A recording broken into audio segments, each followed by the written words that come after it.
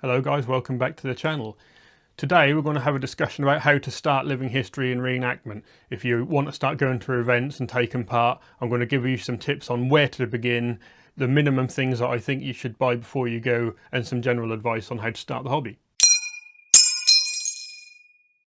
Okay, so the first couple of bits of advice I'm going to give you are about where to start basically, and then we're going to go on to what you should buy before your first events. So what I recommend you do first, and this would be quite easy for a lot of you, but maybe not for people who have got a broader interest, is sit down and figure out exactly what it is that you want to do. Now by that what I mean is figure out what period you want to portray, what nation, what conflict, you know, them sort of things. For example, myself, I do exclusively American World War II army. So then you've got a couple of options of how you can proceed. The easiest thing, if you want to just get a feel for it in general, this is if you haven't already done this, is to just go find an event, go online, Facebook's very good for this, find a local event and then go along just as a member of the public. So if you've got if for example you like to do 1940s stuff, same interest as me, so I've got my American 1940s World War II stuff, I would go on Facebook and I would search for some groups that would help me find some local 1940s events. You can then go to one of them events just as, you know, an everyday punter. You don't need to be in uniform or anything like that, or even in period dress for most of them, and you can just get a feel for the events and see if you actually like the atmosphere and stuff like that. And the key thing of what you can then do is you can go and speak to the groups at the events, and that way you might find a local group to you straight away without having to search for anything on the internet or anything like that. Now the other option you have, and this might work a bit better if you're a bit shy or not quite so confident, is to, before you go to an event, go online. Social media is brilliant for this. Go on Facebook, for example. There's lots of groups on Facebook, especially for like 1940s and World War II stuff. Search for some of the groups. I've got some written down that I'll share with you in a minute. Go on there, say you introduce yourself, say what you want to do, and see if you can find a group local to you that you can then talk to online, and you might be able to go and meet some of their members outside of an event and stuff like that, and discuss with them what you want to do, and they can tell you like what you need and that sort of thing. Now the reason I say to find a group rather than try and do it on your own is because when you're starting out it just will blanket cover a lot of problems. So if you find a group, you're gonna go to your first event with people that you know or at least have met, which are going to be there to help you out if you have any issues and stuff like that. You can talk to them about what to expect. You can figure out exactly what they do and what sort of things that are entailed. Sometimes the groups will have spare equipment, say uniforms and stuff like that. So instead of you going out and buying stuff, you might be able to borrow some bits and pieces for your first couple of events, so you can see if you enjoy the hobby before you start going and spending money, which is very helpful.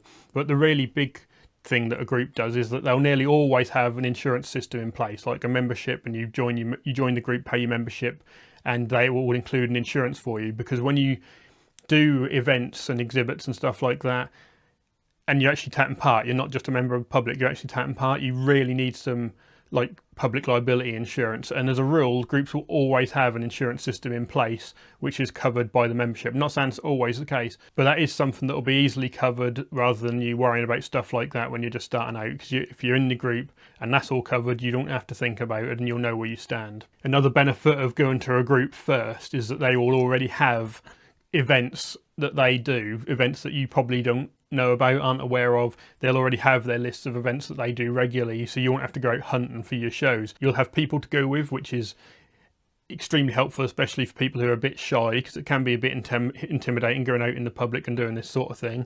So you have people who you know, you'll have like the insurance covered, you'll have access to some equipment and displays and stuff like that without having to buy it if you don't already have it.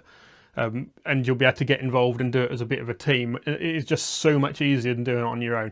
Now, I've been doing this for years now. I do everything on my own and do stuff like cooperate with groups and stuff and that sort of thing. But I am an independent. I have my own insurance and stuff like that. But to start out, I think that would be a really bad idea. For me, I found a local group that was brilliant and that helped me for years until I decided to go down my own path, but I still do stuff with that group. So I've written down a few Facebook groups here to help you guys out with finding groups that are local to you. So what we have here is Reenactment UK. They are a pretty big group. We've got 1940s reenacting starting out. That's a group specifically for people who are trying to start in the hobby, which probably give that away by the name. You've got another one here, want to get involved in World War II reenactment in the UK. Pretty big title, and very specific. Again, that group is specifically for new people who are trying to get into World War II reenactment in the UK. Then we've got 1940s events and social space. That group's massive. I think they've got like 15,000 members or something like that. And that is basically just lists all different sorts of events that are going on. There's groups, reenactment groups and stuff on there, and people generally chatting about the hobby. So that's a good place to start to figure out what you're doing. So once you've figured out what you want to do, you've found yourself a group that's got your insurance and your basics covered. You know you've got a group of people to go with, so you don't have to worry about being on your own and that sort of thing. And you've got a list of events covered already that you can start going to if you want to with your new group that you found.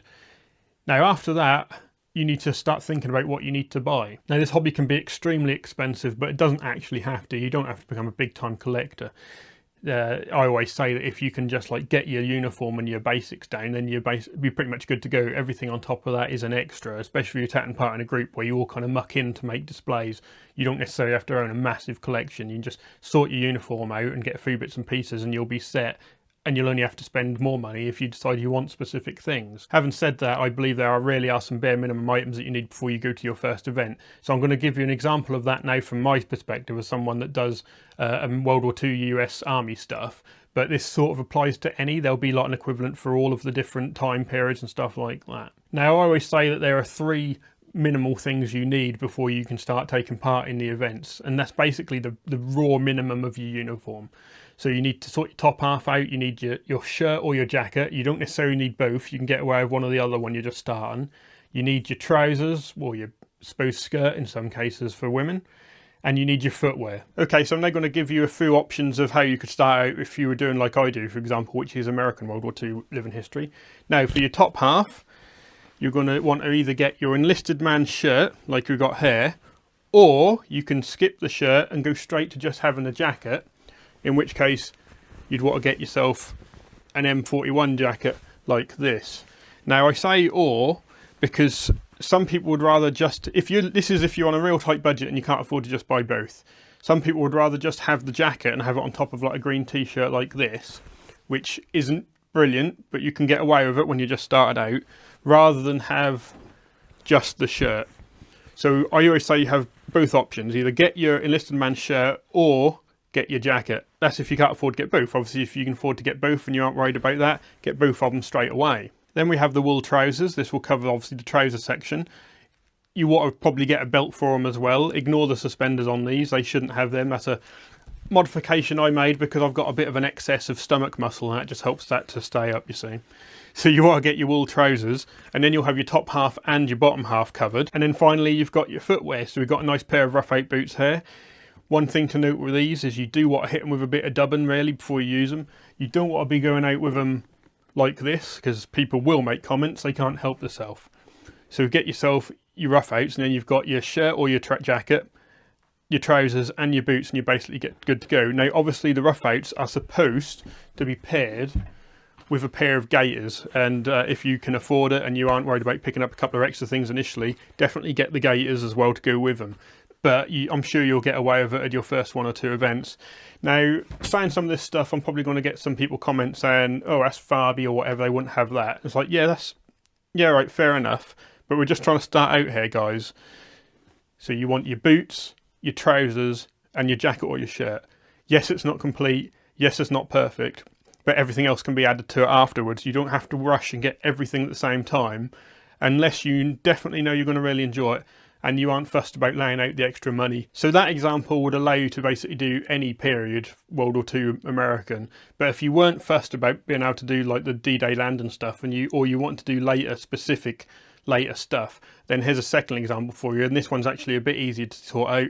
There's a few less things. Now if you're going to do the later route, that starts out the same. You can go with the enlisted man shirt, you're going to want an enlisted man shirt anyway, or the M41 jacket, but you can also use an M43 jacket like this, which is a bit more of a heavy coat than the M41. So the top half, you can either go the same and just have the enlisted man shirt and the M41, or you can choose the M43. When it comes to the trousers, you can go for some M43 trousers. I find these to be a lot more comfortable, especially if you're doing vehicle orientated stuff and you just need something you can chuck on that's going to be hard wearing. the M43 trousers you can have instead of the wools. And then for the footwear, instead of getting the standard rough out boots, you can get the M43 buckle boots, which are essentially the same boots, but instead of having to put the extra set of gaiters on, you have these leather gaiters built into the boot. So that is basically what I consider the bare minimum things to buy: an upper, a lower, and the footwear. So you can see I've got here on now, we've got the enlisted man shirt, we've got the M43 trousers, and then you just have your boots on with that as well. And that's really basically got three things, and that's it. Now I've got myself a belt on here as well, and these trousers are meant to be worn with the suspenders too, so I've got them fitted.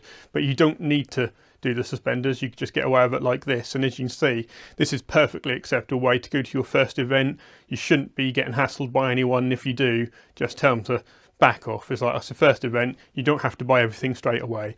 You've got your shirt, you've got your trousers, you've got your boots, and you're good to go as far as I'm concerned. So now we've figured out what we want to do, we've found ourselves a group and some events to go to, and we've got the bare minimum of the uniform so we can start attending events without looking out of place.